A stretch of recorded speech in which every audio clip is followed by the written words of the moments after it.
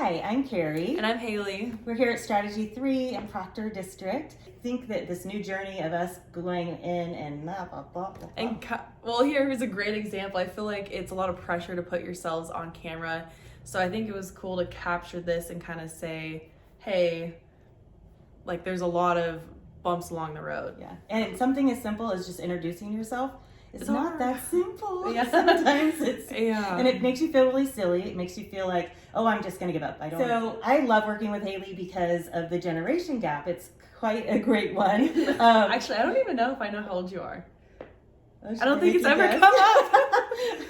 So I have been doing marketing literally for longer than you've been alive. Are you serious? Yes. Okay, so I'm 22. Yes, and I've been doing marketing and geeking out on it for almost 25 years now. Really? Yep. I love working with people like from your generation because you bring kind of an essence and a life, and I really do feel like you keep me young, right? And keep me grounded in an odd way. It's funny because you would actually think the opposite, right? Like somehow I'm supposed to be this wise mentor. Well, I was just saying you were, so Yeah. I guess it goes both ways, which is cool. Yeah, so it's really neat that you're able to actually contribute. And I'm just going to take a moment to actually highlight that. We can kind of disregard you guys. We can be very flippant and think that you don't have anything to offer or you don't know anything about the world. Yeah. I got to tell you, I love working with you, and I constantly feel like you're giving me, feeding life into me and wisdom, and you're teaching me all the time. So I really enjoy that. And I think it goes back to why our team is so special, because I've worked different places where no one has even let me use any of my skill or know that I have skill, because I am only in my early 20s. Where here, automatically Carrie was like, wow, you bring a lot to the social media perspective or just knowing what people like to see. And I feel like we've been able to grow really fast because there is a lot of mutual respect, and it brings something really special to our clients. I grew up with putting myself out there on social media. Something that I see even in people in my own generation is you get really caught up on how you're perceived by others. So there's this hurdle to overcome. So what Haley's teaching me is honestly to get over a lot of my own baggage. To be honest, I hate being in front of the camera. I am a ghost, literally, in my own social media feeds and stuff. And so I think she's helping me to understand that it really is about just how do we capture something authentic? How do we capture something real? That's what people really care about. Mm-hmm.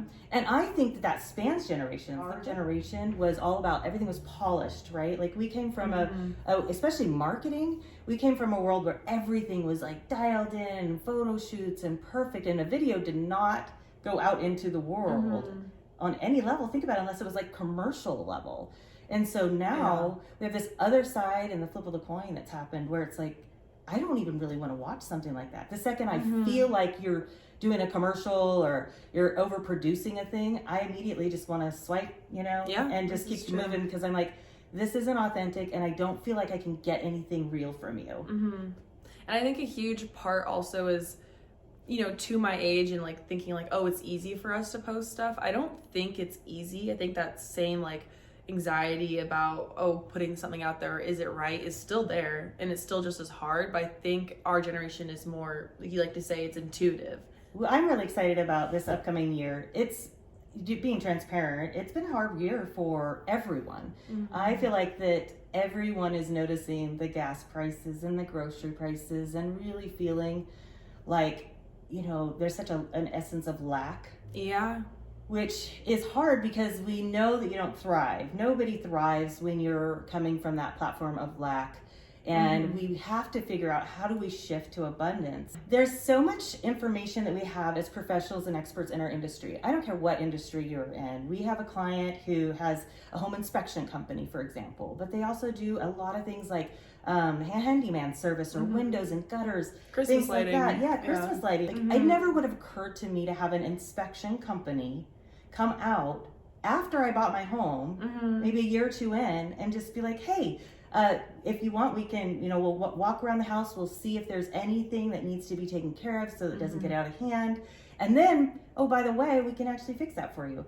But more importantly, what if they were teaching right? Or I think something that I feel I keep hearing over and over again this year is how to position yourself as an expert. And I think, bringing up an inspection company or a heating and cooling company, which is another one of our clients, is you wouldn't think for your strategy for marketing it should be, oh, let's get on video and let's like inform people. But you're doing people a disservice if you don't put yourself out there and draw awareness, because those are daily aspects of our life. They just might seem more mundane than others. But yeah, I think what Carrie's saying is like that's wisdom to be shared with others. Yeah. And I do think that's how we can set ourselves apart, is by having the freedom and willingness to share wisdom. Because the reason I call it wisdom hoarding is because over the years, I felt like people are like, well, I went to college and I learned that, or I worked hard to have this information and knowledge. And so they're hanging on tight to it. But at the same time, it's like, I've noticed I can tell people a lot of things about marketing and they can literally, their eyes start to glaze over because I get really excited and passionate about all the things you can do. And if you just do this thing and that, and, you know, turn this knob.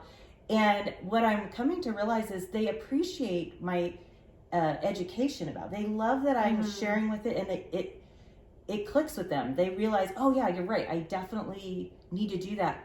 But here's the deal: none of them want to do it. Yeah, they really aren't. It's not that they're going to go do what it was I told them. And so sometimes it's just sharing that wisdom is really more about just saying, hey, there's this solution, and you're probably going to be very overwhelmed by the solution, but I can be your solution. And I think that's what's kind of crazy about marketing in general is no matter what business you go to or which individual you talk to, they need some sort of marketing.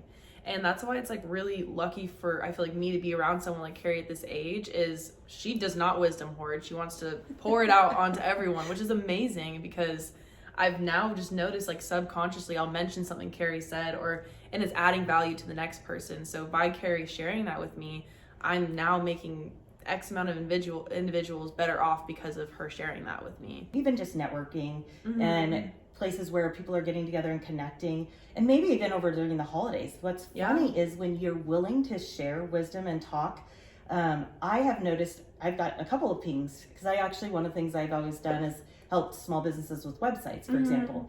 And so I've had a few people ping me and say, hey, do you have time for a little side project? Because they were at an event and they were having a chat with someone, and someone said, oh my gosh, you know, Carrie understands so much about this. You should really talk to her, reach out.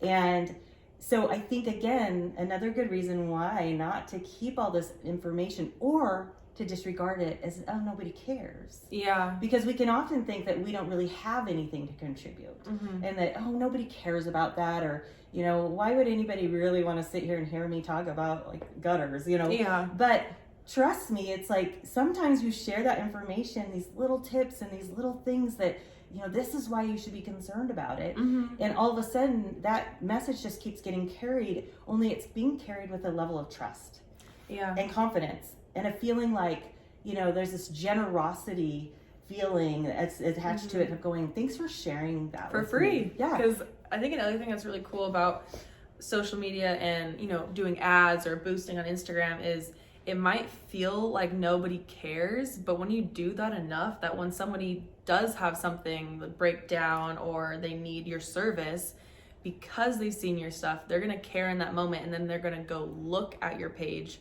then. Even though I feel like when you're like posting, you're expecting a ton of likes and stuff, and when you don't see that, you automatically assume it's a failure. But you always mention the 7 to 10 consistent touches, and I think that's huge. Yeah, because you think about it, it's like, you really do have to kind of show up. And it's like anything in life. We want people to show up. We want to know, are you really there? Are you really dependable? Can I really count on the fact that you're going to be around? And I think that there's something in the psyche that happens when people see you consistently contributing, especially if you're contributing. You know, I think that's another thing we have to be mindful of, is we can't always be just asking people for things. Yeah. You know, we have to be willing to invest. We have to be willing to teach. We have to be willing to share. We have to be willing to educate and let people know why things are important, and so that they have some sort of value to take away. Yeah. Because I do feel like that when I see marketing where it's always just the ask, right? And not that you shouldn't always incorporate an ask, but you should be at least adding some sort of value. You should be giving people a reason to feel like you're set apart, you're different, and you're going to help them. And that's the other part of it, right? Like, don't you feel like you want to know that somebody's going to help you? Well, I feel like that's also when you are saying something in the psyche happens and makes you more willing to use this person, is that you're already being helped by them. And you're already noticing that they're putting all this out there to help you, that you already assume like their customer service is probably going to be great, that they are going to be a helpful addition to your life by involving them in whatever it is that you need. And I don't know, I think the 7 to 10 consistent touches, a lot of people don't even get there because they give up. And that's the same with your video marketing. Like, you're sharing it for who knows how many people on your feed. It's a weird trickle effect that you might not recognize at first, but it comes from just putting yourself out there.